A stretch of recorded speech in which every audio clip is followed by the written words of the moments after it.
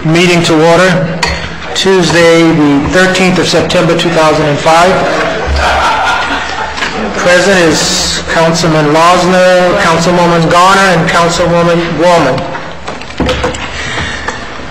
Item 2A is the August 23rd, 2005 minutes. Is there a motion for approval? So moved, Mayor. Moved by Councilwoman Garner. Is there a second? Second by Councilman Losner. Any questions on the minutes? If not, all in favor say aye. Aye. Opposed? Item 2C is the Municipal Code Corporation Muni Agenda Software Presentation, tab 3.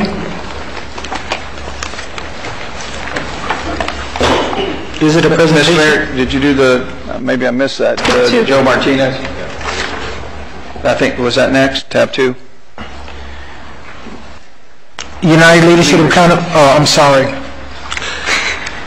Tab 2B is the Miami-Dade County United Leadership Accountability and Government. You got to ask Sheila to put this on the agenda. There was a meeting between Chairman Martinez, members of the City of Miami, and the City of Hialeah, Miami-Dade County School Board, seek support for a coalition of cooperation titled the United Leadership for Accountability in Government. Their primary purpose is improve communication between our respective governments and to strengthen the bonds of trust between the people and the elected representative. We express our commitment to improve and reform local government. And I want to read all of it. I hope you read it in your leisure, but they just outlined some guiding principles that they're asking everyone to follow. One is construction. Affirmed our belief and accountability with our commitment to the citizens of Miami-Dade County to deliver our capital construction programs substantially on time and complete each program as approved by the citizens of the county, ensuring that a mechanism is in place for the public to learn about projects planned, monies budgeted, and progress made to date. Business practices and efficiency, employees, joint use and purchasing, legislative unity, communication and transparency, senior citizen security and safety. And they talked about judgment of fellow citizens as we seek their mandate for reform. The 4 founding members pledge our names to these guiding principles for reform.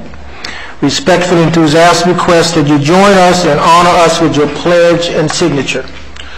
So I put an agenda to ask the council to give immediate authorization to join in this United Leadership for Accountability and Government. Thank you, Ms. Laws. Is there a second? I'll second it, Mayor. I think second that's a great by idea. Ms. Garner. Any questions on it? All in favor say aye. Aye. Opposed? Good. Now it's your turn.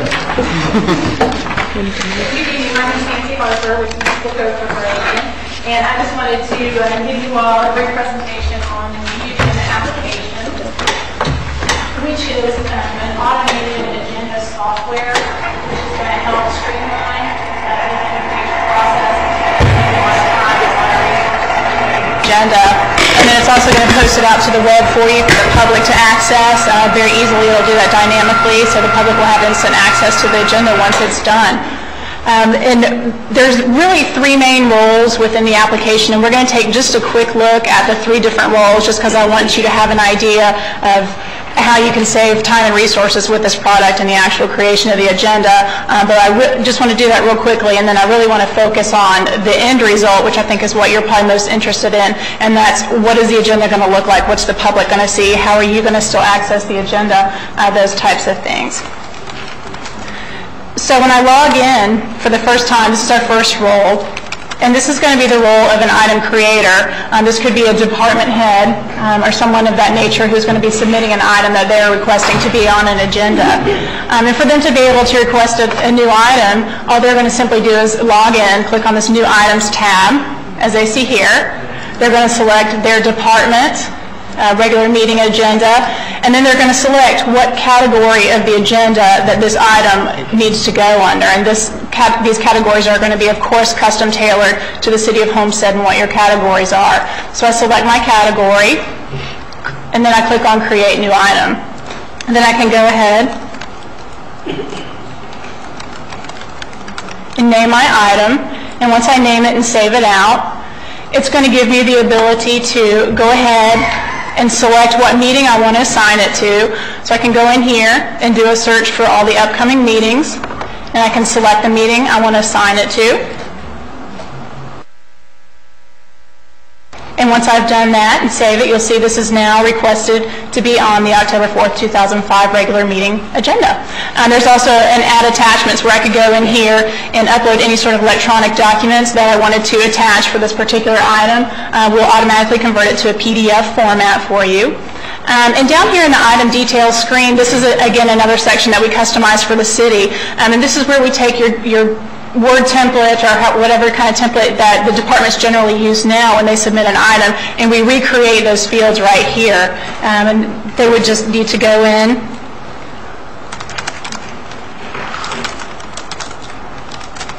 and type in any information on here that they would generally fill out. And once they save that all out, they're going to submit it to the workflow. And there's two different types of workflow, just real quickly. There are default workflows, which are pre-configured. So we go in ahead of time and talk to you about your processes and say, okay, items generated in this department need to take this particular route. They need to go to the city manager for approval, then they need to go to clerk. Whatever those are, we pre-configure those for you. There's also a workflow push for certain, whoever you want to give the rights to do this to, possibly the clerk or whoever, where they can actually override a route or determine their own route that that document or that item needs to take. But for today's purposes, we're just going to keep it simple, and we're going to go with the default workflow, and we're going to go ahead and submit that item. So now I've submitted my item, it's done, and I can log out and go about the rest of my day. So I've done creating my item. And now I'm going to log in real quickly as someone, let's say the city manager. This is going to be someone who might need to approve a particular item. And I'm going to go into my items, and I'm just going to do a search for all the items that need my attention. And here's our test item that we created. I'm going to go ahead and click on it and view the workflow. You can always go in and view the workflow so you can see what route this particular item is taking. And this is actually one that we did in the demo last week, so it's actually already been approved. But normally you would see a little button here for approve or disapprove. The manager would click on approve, click submit, and it's going to be done. The item is now done for approval, and it's going to go to the city clerk now. And that's all that it takes to approve an item. And so now the main view that we want to take a look at is that of the city clerk. Let's say it's a few days before the meeting and the clerk is going to prepare for a meeting. Well, what we want to do is go ahead and find the meeting that we want to get ready for, and we're going to be preparing for this October 4th meeting. So I will just select this meeting, and you see right now we just have a couple of items on this agenda. Normally you'd probably have a lot more. But we've got two different views here that it gives you. You've got an item view and an agenda view. So you have a list of all your items here in the item view. If we want to see what it's actually going to look like on the agenda, you can simply click on the agenda view. And this is just some of our test code for county that has this product. And we automatically generate the agenda for you. So based on the category selected for a particular item, the system automatically knows what category to place it in and where to place it on the agenda. One of the things that's very important to us with this product is, being that we've worked with municipal government for so long, we know that cities aren't going to develop their processes around our product. So we developed our product to be flexible enough to where we can develop our product around your processes, and it has that flexibility. So we come in and we customize everything for you. So this is just what Rutherford County's agenda looks like. Yours may look totally different. You, of course, would have your logo. You could have different fonts. You may not use Roman numerals. You might use regular numbers. We customize all that for you. So this is just your agenda view. Back to the item view, again, we're now viewing all items. If we just wanted to view all items in a particular category, and we could do that, and then we have an order field here now. So that gives us the ability to actually reorder items within a particular category. So if we think the second item really needs to be first, we can move that around on the agenda.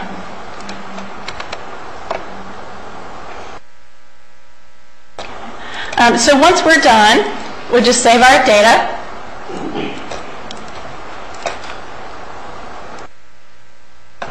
And there's our agenda view. All right. And so what's going to happen is, once the agenda is complete and it's ready, you're going to take it out of draft mode, and you're going to put it into save mode, or into closed mode. And what happens is once the agenda has been closed, no more items can be submitted for that particular agenda. Nothing can be moved around. And what happens when it's closed is it's immediately posted out to the public internet site.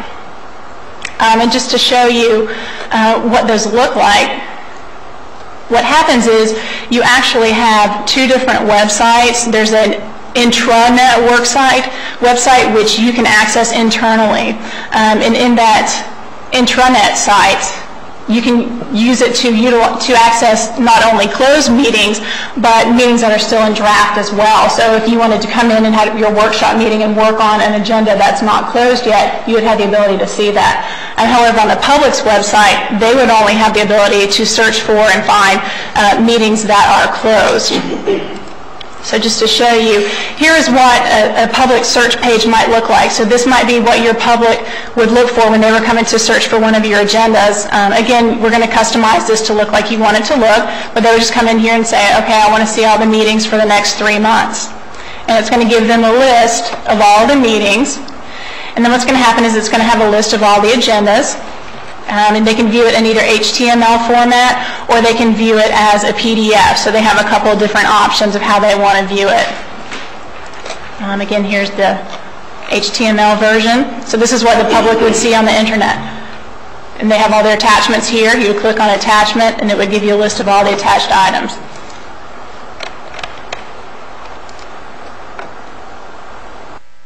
And just to show you how these agendas can be customized, these are just a few of the cities that are using this product, and just wanted to show you how different they might look. Here's the city of Tamarack, so theirs looks completely different from the one we've previously seen. Here's City of Plantation. This is just what their public search looks like.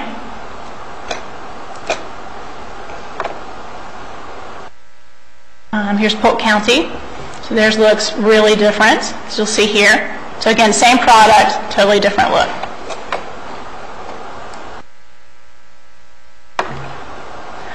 A lot of the questions we get about this are from the council persons. They're wanting to know how they're going to view the agenda, how they're going to get their packet when they have a product like this. And the answer to that is you can pretty much have it any way you want it. There's several different ways. What happens is at the end of the process, there's a button for Generate Agenda. And what that will do is create a PDF. So then you can print that PDF out. And then you could have your paper copy if there's folks who still want their paper copy. You can also, we could run that PDF to a CD, and you could have laptops up there with you and put your CD in, or if you wanted to take it home with you to review it, that type of thing, you could do that as well. Or you could simply, we would give you a link and you could actually access it via the internet. So there's lots of different options to handle the different requests that we have, depending on how people want to view their agenda. And that's basically, again, just a quick overview. If there aren't any questions.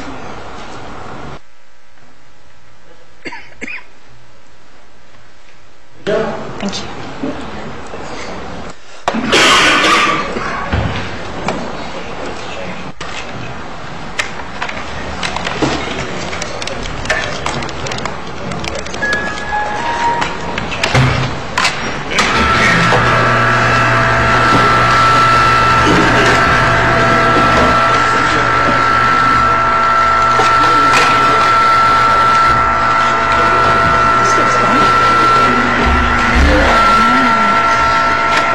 So hard on all that stuff.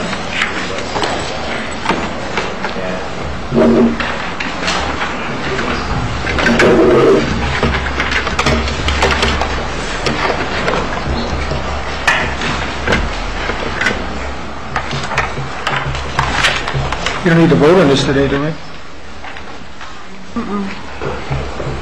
Presentation. This is software presentation, no action today?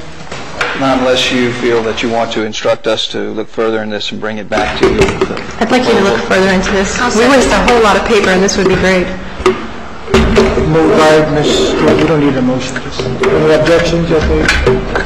Further pursue this? Good. Thank you.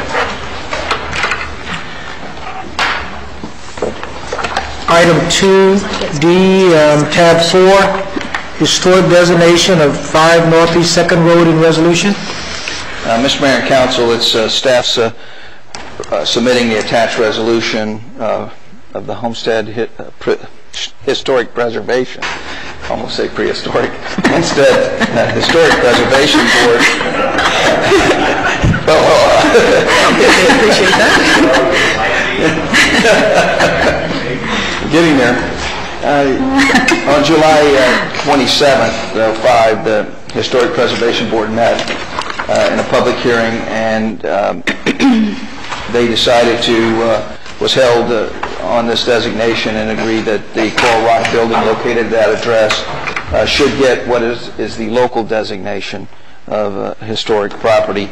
They unanimously approved this historic designation and requesting the resolution backing up there. Actually, Mr. Mayor, this is not an action. There's no action to be taken other than to accept the report. This designation has already been made.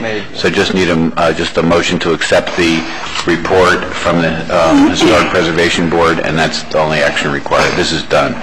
Is there a motion by Mr. Hodge? Is there a second? Second, Mayor. Second by Ms. Woman. Any comments? Any questions? All in favor say aye. Aye. Opposed?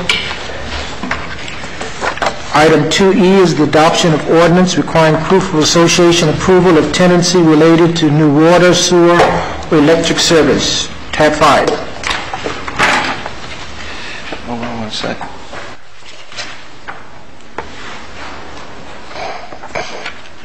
Mr. Mayor and Council, this is a recommendation from staff that the City Council consider the adoption of the proposed ordinance, which has been drafted by the City Attorney as requested by City Council.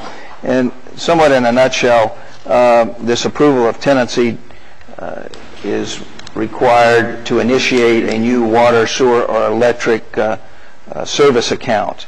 The association in which this tenant moving into that particular area under control of the association would have to have governing documents that require an approval of the tenancy.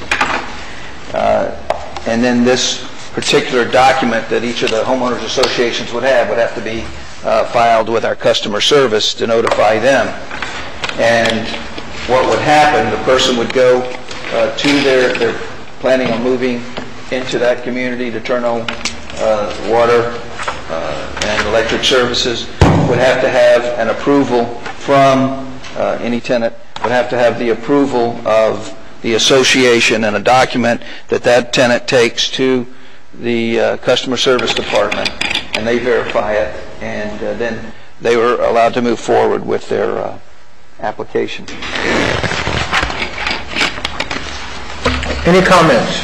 Okay, Mr. Mayor. Mr. Logan? Well, I just want to kind of remind us that the genesis of this was that I think some others of us had begun to hear some rumblings out there from new homeowners that the associations were not operating, and much of the crime issues, noise issues, those problem issues in communities were a result of predominantly tenants coming in without being screened as required or at least permitted under the homeowners association. And this is aimed at that, the crime issue, the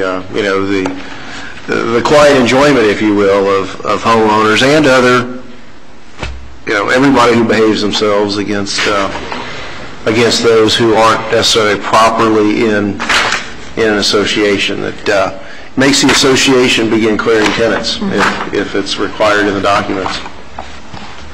I have a question, if Mr. Rosner's finished. I'm sorry, you done? You finished? No. I have a question. Does this apply to existing homeowners associations as well? Yes, if they change their documents. If they change their documents. Well, I'm getting the attorney saying no, but I think that before... I'm hoping that it applies to all homeowners associations. The way this works is that if there is a provision in the homeowners association documents for tenant approval, the homeowners association has to file that, has to show to the city that that provision exists. If that provision exists and has been approved by the city, that it does in fact require approval, then in order for a new tenant to move into the area covered by the homeowners association, they have to have certification from the homeowners association that they've received approval. That's what this does. And that if they don't, that the electric, water, and sewer will not be turned on, and the city will send them back to the homeowners association to receive tenant approval prior to issuing those, to turning on service. That's the way it works. So the answer is that any association that has that provision now or hereafter is governed by this. So, No, I was just going to say, I know that there's going to be some rumblings, east side of the highway, because in the villages of Homestead, which Mr. Porter's not here, so I live there, so I'll speak to this, but I know years ago, I've lived there 20 years, and I know years ago, we always, and Bernice, you can back me up on this, years ago, we always had screening for tenants, and then in the last since Hurricane Andrew, that's all stopped. And then when it was brought up at the Homeowners Association, of course, it was like, I don't think we have the right to do that. But I know we did do it, and it must be in the dock somewhere. So I hope that it is, because, I mean, as many of us, especially the ones sitting at on this dais tonight, we've always said to every single developer, please, let's do everything we can to have pride of ownership and cut back on the rentals as much as possible. So, Mr. Mayor, two comments. One is related to Mrs. Waldman's question. If you're an association now and you don't know to have this in your document, you're going to have to go to your board, right, and add this to their homeowners association board, get it approved, then bring it to the city, or is it if no one's grandfathered in, if they don't, will they have the opportunity if you're existing rather than require you to put it in, if you have it in there. The only way that this, if it's in your documents currently, or if it's put in your documents after the date of the ordinance, or if it's a brand new division, then it's incumbent upon the homeowners association to first come to the city and register that provision with the city. If they don't, then the city is under no obligation to enforce the provisions of this ordinance. So the city can't require that? No. Okay. No. With the way that it's set up, the way it's currently set up is that the homeowners association has the burden to come to the city and say, we have this provision in our documents, here it is, and we're going to look at it and make sure it says that. And once it's on file with us, then we can enforce the provisions of this. But the way the ordinance is drafted is that it doesn't require any homeowners association to register with us if they decide. Can we change what's in there? The thing is that the reason that these things have to have a public purpose. I see. Okay, and, I'm sorry. This basically we feel comfortable, aggressively comfortable about this because the information that was the genesis of this was that careful screening of tenants directly affects quality of life, crime, etc. So that's why we feel that this ordinance does serve a public purpose. I mean, it's not generally the city's business to enforce homeowners' documents, but because it relates to crime and the quality of the tenants that are moving in, that's where the nexus between the city and the homeowners association. I would feel uncomfortable taking it a step further and requiring the homeowners association to come to us as opposed to providing an opportunity for them. If the homeowners association wants to not, exercise their approval process or have an approval, I think that's up to them. Okay. Well, I wholeheartedly support this. Second question, Mayor, on here, and Richard, you might want to chime in on this, on 2C, Section 2C here, where it says, any dispute as to the interpretation and applicability of this section shall be heard and determined by the city manager. Could we add, or his designee? Is that appropriate? When we bring it before the council, we can add that. That would be... Let me ask a question, Richard. If I'm interested in moving into, say, one of these developments... No chance. No, I'm saying, and I need my lights on. Yes. Say the homeowner association will meet for the next 30 days. What the city... Generally, the way... the city had any kind of risk and any liability that you got... Generally, the way it would work would be, if it's functioning typically, and all of these documents are written differently, before you can sign a lease, with respect in a certain community. You would, if the requirement exists, you need to have that tenant approved by the homeowners association. So there would not be a rental agreement or lease signed until you had that approval. Again, the individual homeowners documents are different, but under that scenario, if the requirement was in place, and if you hadn't, and if you're ready to move in, and you don't have approval for whatever reason from the homeowners association, could be they want to see more information, they want to, whatever, then you would not have your utilities turned on. That's the way it would work. And there's no time frame. It could, what if they meet in the next 60 days before there's a homeowners association? Again, this is what we're doing is we are mirroring what the homeowners association documents say. And I could look at some of them between now and on first reading, but generally they say, if they're in effect, they say that before, and several of you who are in the real estate business may know this better, but generally they say if you're going to rent property in this subdivision or in this area, you need to have approval of the homeowners association. And if that's all it says, I mean, then they can't move in, theoretically, until that approval has been given. And so that if the homeowners association doesn't meet, then that's a problem within the community that needs to be addressed as opposed to us. But I would be concerned about saying if the homeowners association doesn't meet, I mean, this becomes very complicated for us. And the truth is, I was speaking to Mr. Losner earlier about, the fact that we're going to have to try and see how this works. Because I see some potential problems with the city right in the middle of the... Right. And I think this could have a very positive effect if it works properly. It could be also... If it works properly. It could be a mess otherwise. If there's a price, for some reason or another, the homeowners association has the document on file with us, and for some reason doesn't have a quorum, doesn't meet, doesn't, like a particular type of tenant, then it could, we could end up right in the middle of it. And in that case, then I think that the staff would be back to you recommending that we just repeal the thing. Well, let's try it. Yeah, that's the idea. Let's hear what Mr. Shahada. Mr. Mayor, council members, just to clarify something, when somebody comes now to the customer service to apply for an account, one of the requirements we have under our existing rules, if it's a tenant, they have to present to us a signed lease.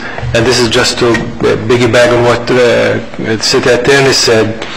If it's required under the homeowners association, so in addition to the certification of the association, we will also require a lease from them to open an account.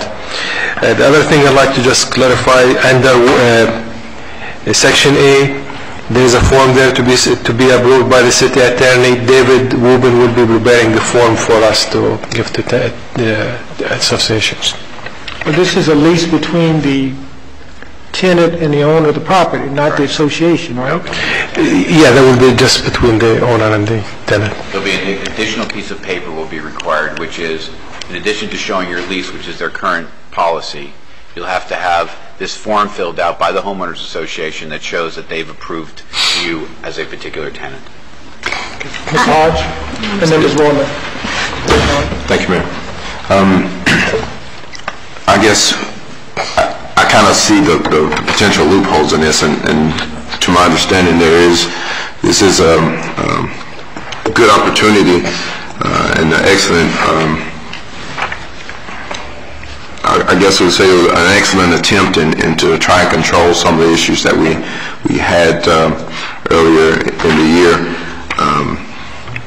in the latter part of last year, and just looking at the community on which we are trying to assist in being able to create that quality control.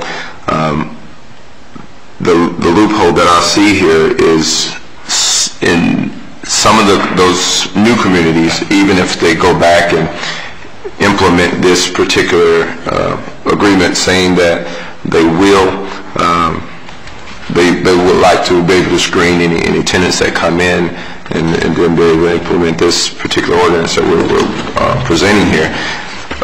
Most of them, I think, have a clause in there where the community itself really don't have control until there's 80 or 90% purchased. So at the end of the day, the homeowners association that is the portion that has the vote and has the overall say-so, which in this case would be the developer or whomever the developers have appointed to hold those positions, would have, at the end of the day, have the yes or no either way. So what I'm saying here is, although this is a good attempt, I don't think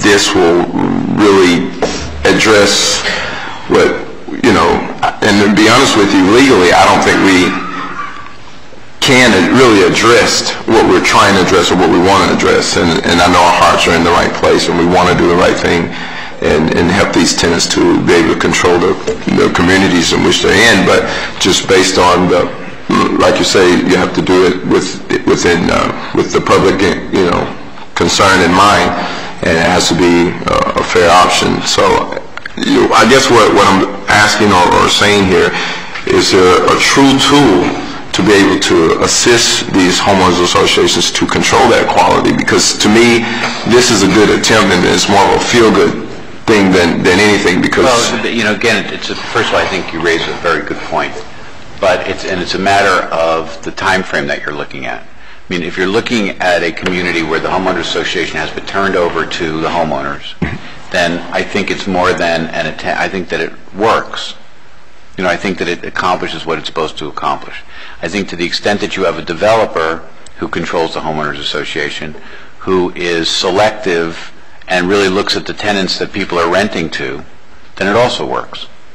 I think what you're saying is that if there's a developer who is in control of the homeowners association who basically doesn't care who is purchased, he sold the house, now the purchaser wants to rent. If the developer doesn't care who they rent to, then they're going to approve everybody, and you're not going to have accomplished much. But I think that's the only circumstance where you don't really accomplish anything, where the developer doesn't care who the person rents to. Is that what you're getting to? Yeah. Okay, I got Amanda. I'll get back to you, Steve. Amanda, then Ms. Woolman. Thank you, Mayor. Well, after what you said, it's only for the associations who come and ask for it. So if they're not going to be participating and they're not going to be meeting, they're probably not going to ask for this. And some of them have set up rental boards, so maybe they can let the rental board actually fill out the approval. But I think we really need to let the homeowners associations know, make an effort on the city's part to let all the heads of the homeowners associations know that this is available to them. Because I've gotten some complaints from the Waterstone area, and they might really like this. But on the second issue, this could actually help us with the business licensing, because I'm still working on that code, but if we're looking at people who have been given a license to rent, it's kind of a way for us to verify, look at all these tenants who are coming in, but we don't have landlords with a license. It's kind of a check for something else in a positive way. So I like the effort, and we might need to tweak it, though. And just to piggyback on what Ms. Garner said, it would be good to just send it out and get feedback before we finalize it. I think it would be good to. Ms. Wallman? Just for clarification, it's if you own more than 2 rentals, you have to... Currently. And the projected change is? I personally would like to see it as any rental, but we haven't brought that to council yet, so... Okay. All right. No, I was just going to say that I believe, and correct me if I'm wrong, that even in Keysgate, in Northgate, if you buy a house, and there's some gentlemen here that live there, that there's an interview process, because I know, or at least it used to be. Is it still in effect? So I mean, even with the associations not being turned over yet to the citizens, I know that there are things in place, but. Regardless, I think we need to give it a try. And that's my personal opinion. Thank you, Mr. Losman.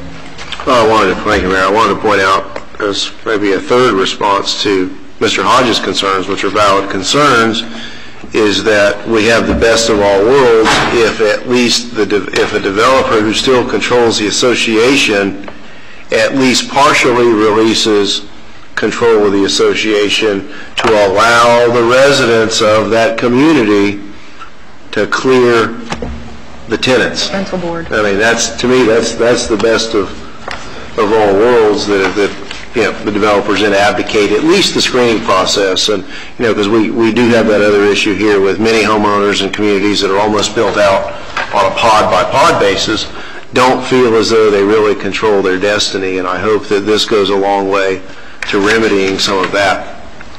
And may I just add to Mr. Wozner? We have areas that until the tax records are brought up to date, we don't even know who the owners of the properties are. Some of the people own as many as 10 or 15 or more rentals in some of the new developments, and that's a shame. And that's what I know several of us have really tried to put that message forward. That's very, to me, that's very wrong. And even if I know we had a certain circumstance in the last few months where we really needed to find out who the homeowner was of a certain property, and there was no way to find out. Nobody knew. So I think this is a step in the right direction. Thank you. Do we have a motion on this?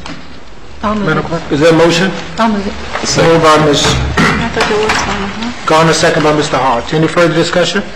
All in favor say aye. Aye. Opposed?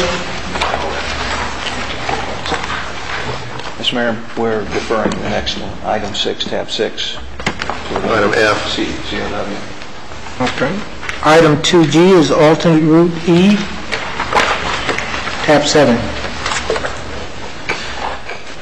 Mr. Mayor and Council, it's staff recommendation that Council approve the proposed alternate route to divert heavy traffic from downtown Chrome Avenue, Route E, as attached. We need the resolution as part of the process required to obtain future project funding from FDOT, get this into on their radar screen for consideration. As you know, this hasn't come up for a while, but it's been kind of percolating in there. And Mr. Porter's been working on this as well. That we had originally had the alternate route, as it appears now, coming off of, I think it's 5th Street, there by Tony's, as you come in off of Washington. 6th Street, curving around to 4th Street and then out to US 1. What this proposal really is a similar route.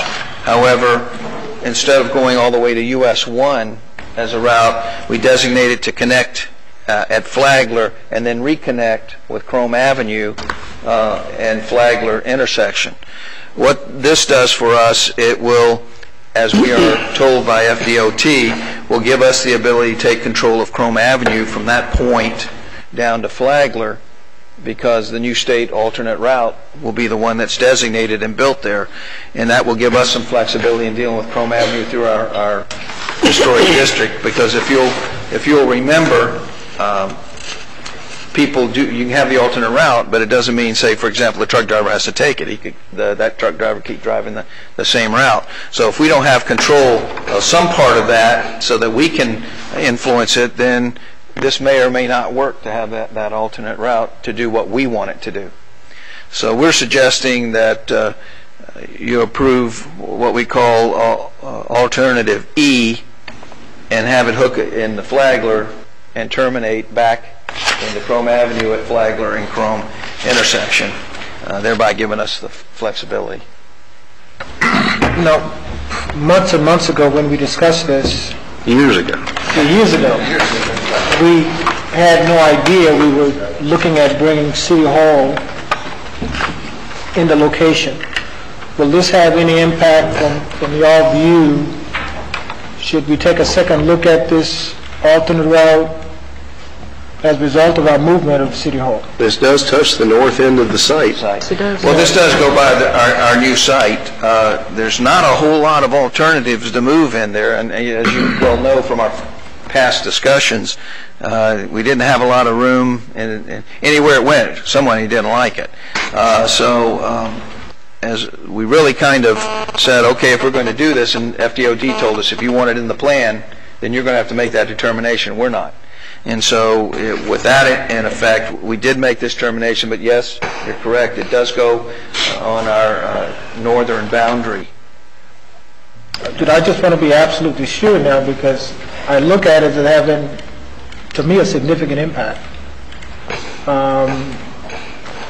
With AAA right across, further down, and I know there's some discussion on some major development there, so I don't know, we just probably need to look at it again very carefully before we cement this route. I don't know. Ms. Lawson, you? That was my comments, Mayor. And I hope that between now and the next time we talk about this, we can find that aerial picture that this last council, shortly after Ms. Waldron and I came on, it was 4 years ago, sat down with a room full of downtown stakeholders, and we mapped out a similar route.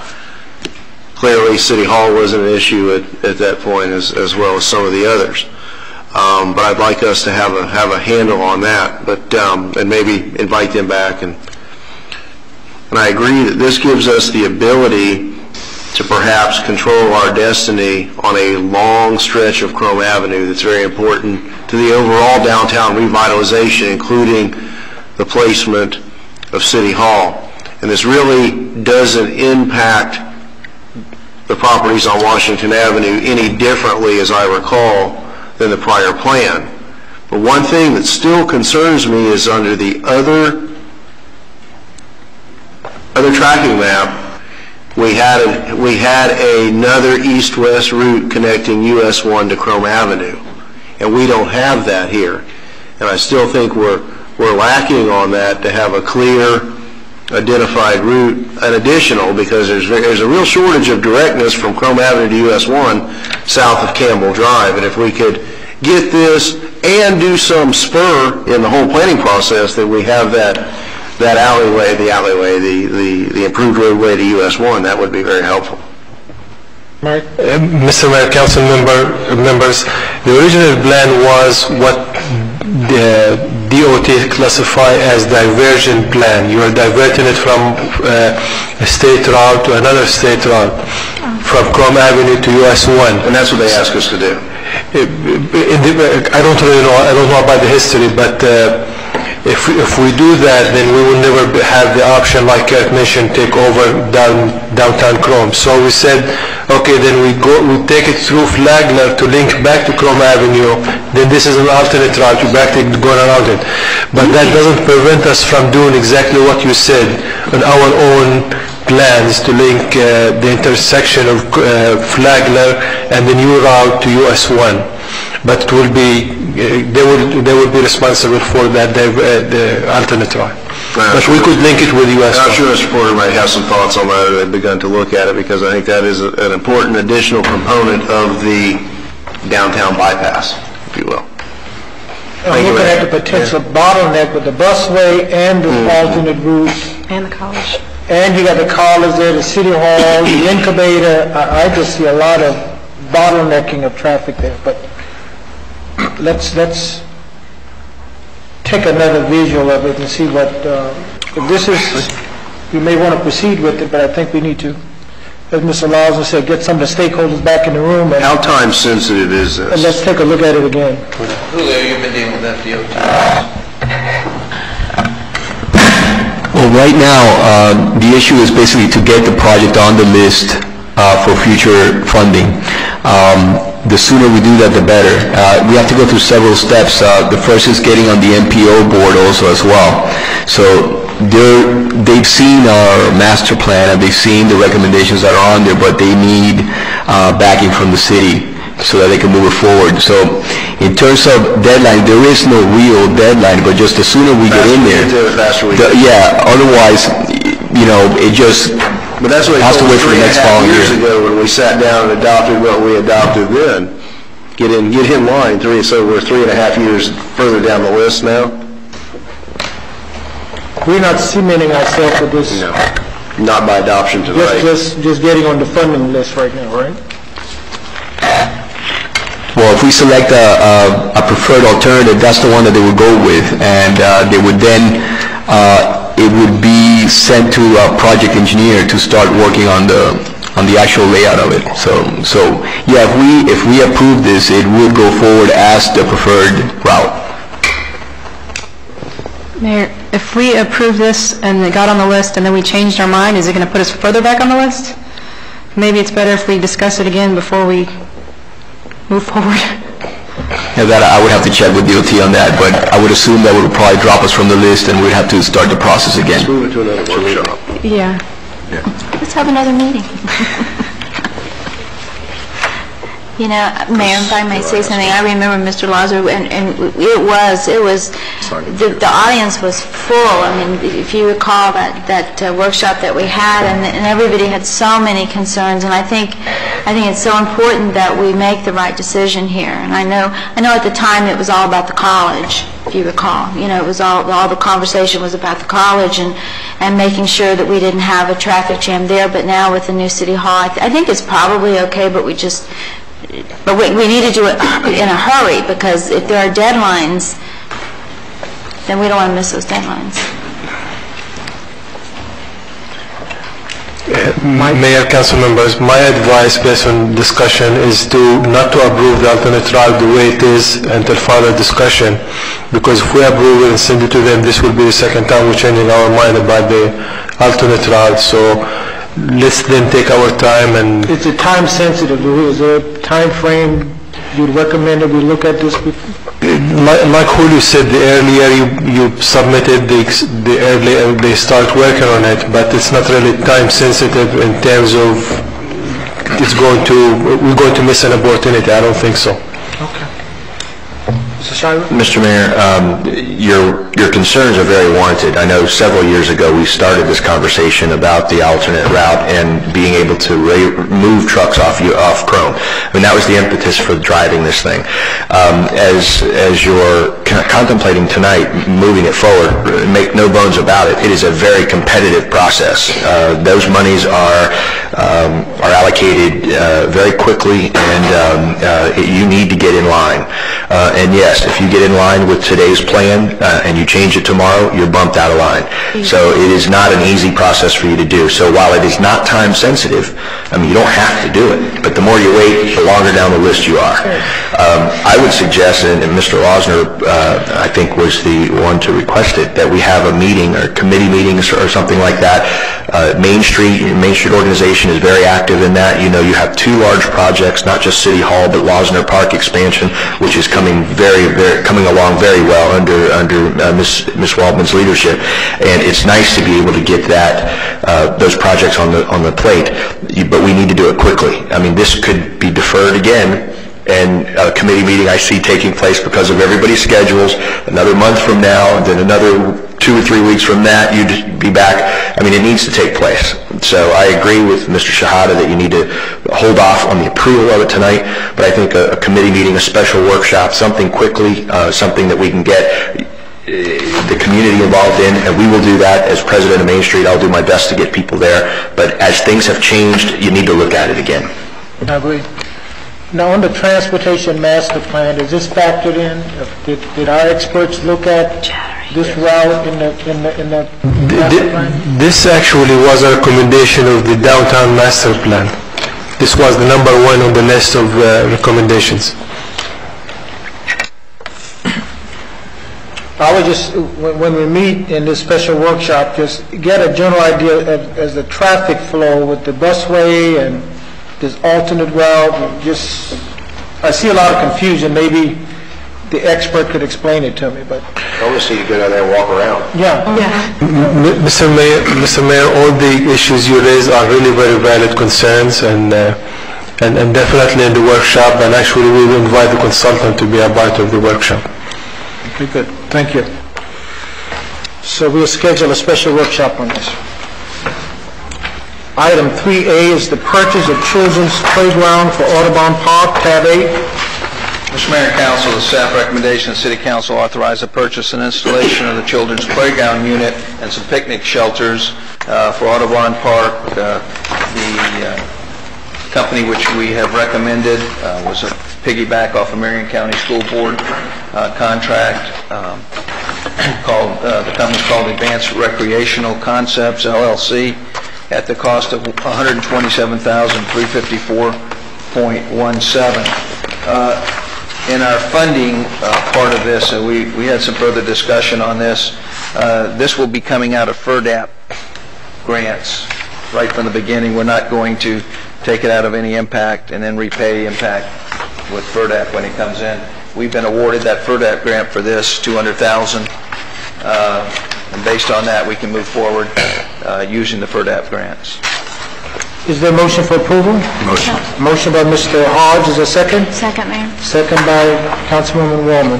Any question?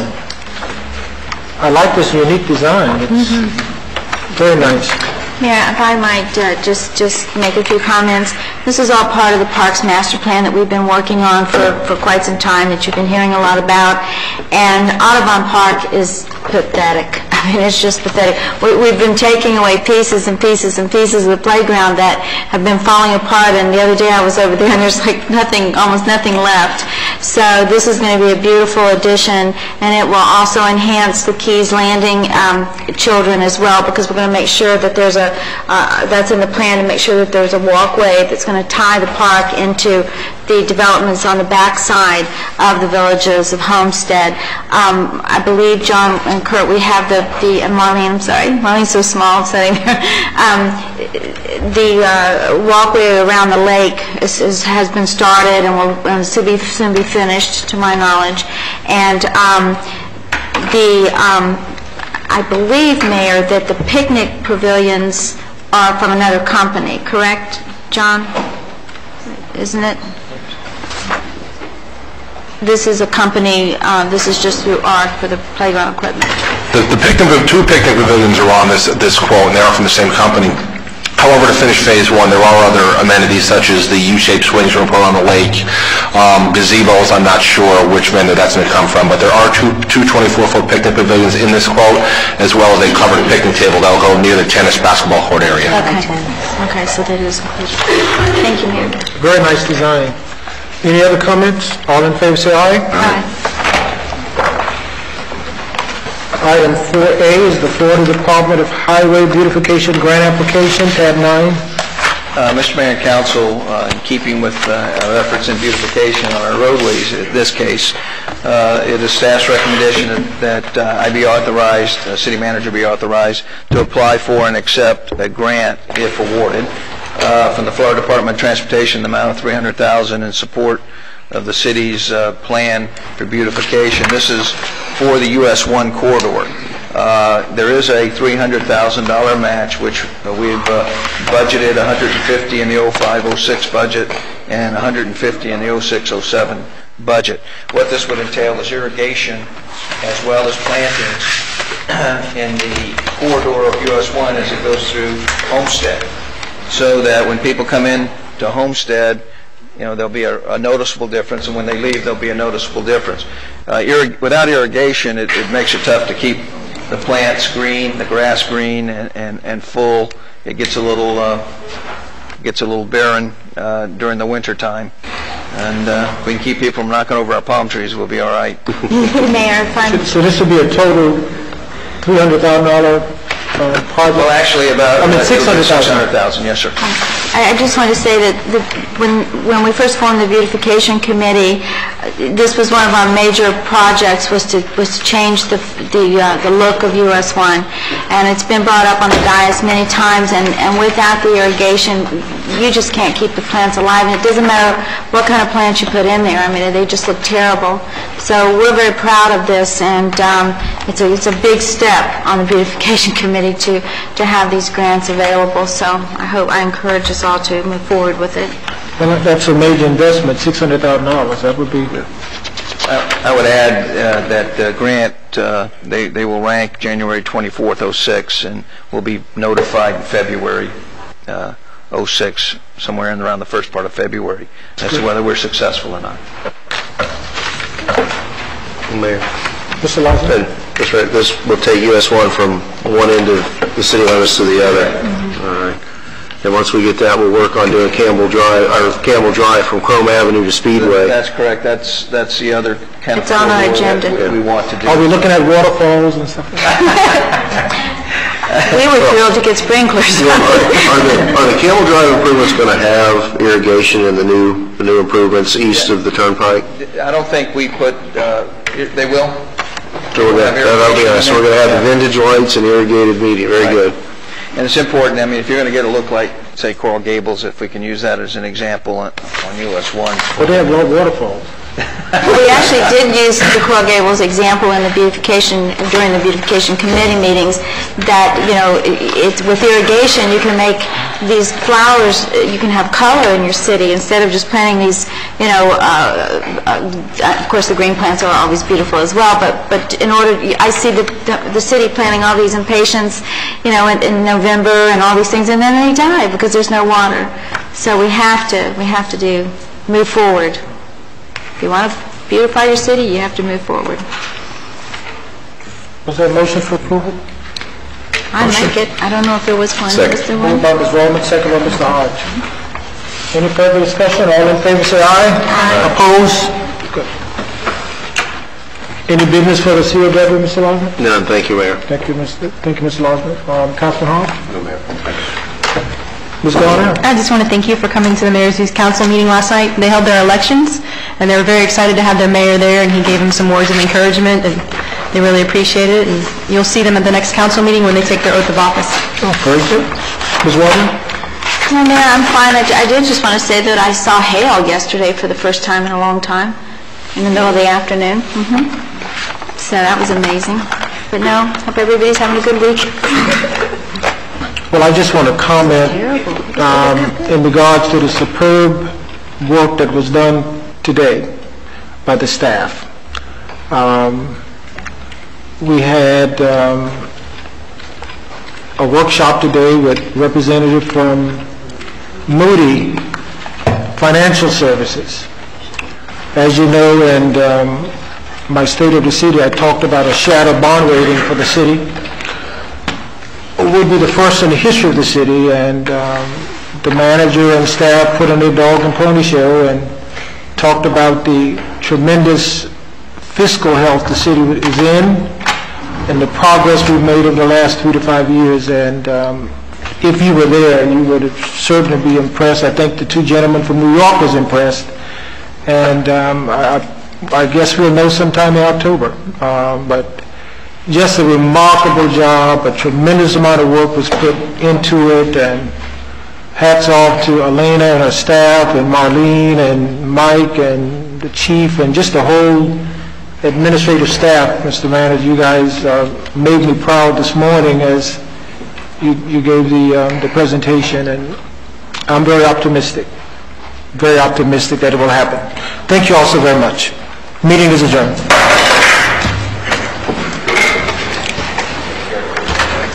Thank you, Richard. Please.